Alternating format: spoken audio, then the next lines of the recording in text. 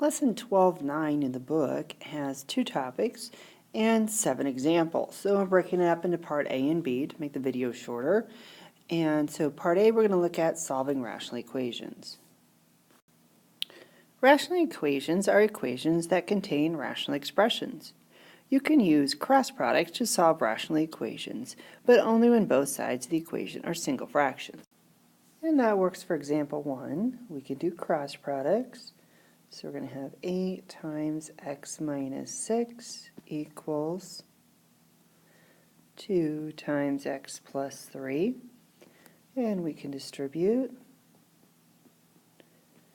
And 2 times x is 2x, 2 times 3 is 6. Subtract 2x from both sides of the equation.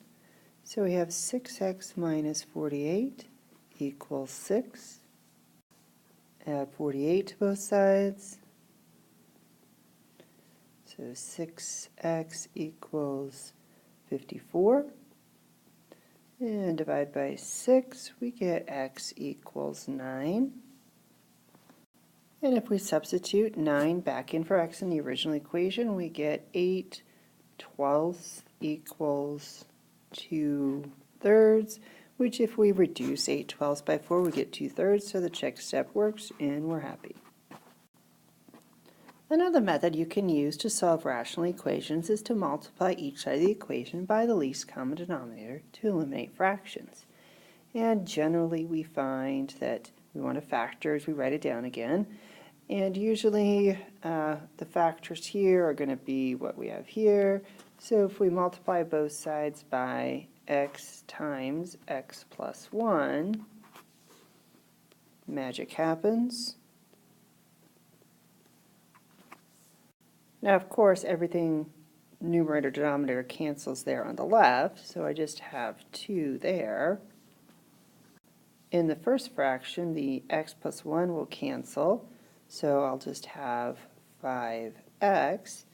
And then when we take that same expression times the second fraction, the x will cancel, so 1 times x plus 1, I'll have x plus 1.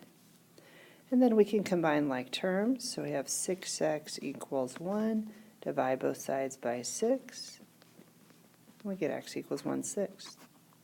If we substitute 1/6 back into our original equation, every place there was an x, we get something that looks like a mess.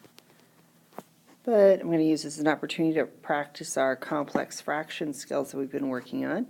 So I have 5 divided by 1 and 1/6 would be 7/6, plus 1 divided by 1/6 would just be 6, equals 2 divided by 136 plus 636 would be 736.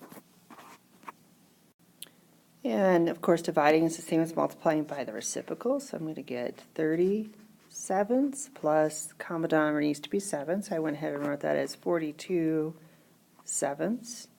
That's a 2. Getting ahead of myself. And I get, that's a really ugly 2. And I get 72 sevenths, which 30 plus 42 is 72.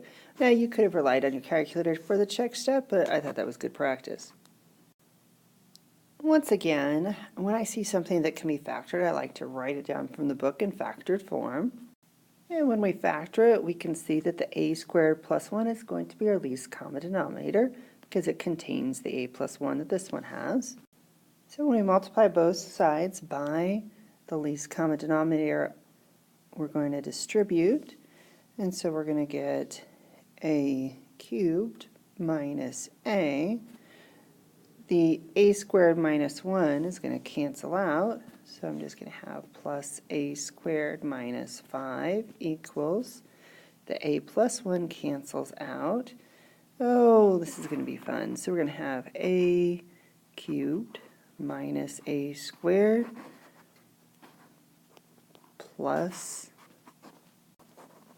a squared minus a. And we're distributing the 2, so we're going to have plus 2a minus 2. And combining all our like terms, I've got a cubed plus a squared minus a minus 5 equals a cubed. The a squareds are going to cancel out, plus 1a minus 2.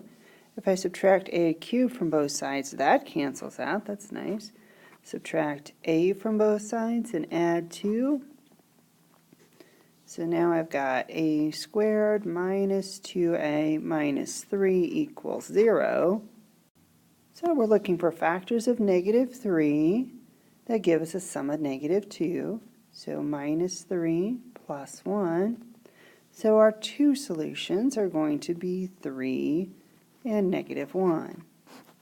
And it's always a good idea to check by substituting back into the original equation. So I substituted 3 in. I get 3 plus 9 minus 5 is 4 over 3 squared is 9 minus 1 is 8. We hope equals 9 plus 3 is 12 plus 2 is 14 over 4. So we can reduce 4/8 to 1/2. So I've got 3.5, and if I reduce this I get 7/2, and of course that's true. Now when I go to substitute negative 1 in here, I can see we're going to have a problem. Negative 1 plus 1 is 0. Division by 0 is not allowed. So the negative 1 does not survive the check step. So at the end of the day, our only answer is 3. In summary, use cross products to solve rational equations with a single fraction on each side of the equal sign. Multiply every term of a more complicated rational equation by the least common denominator to eliminate fractions.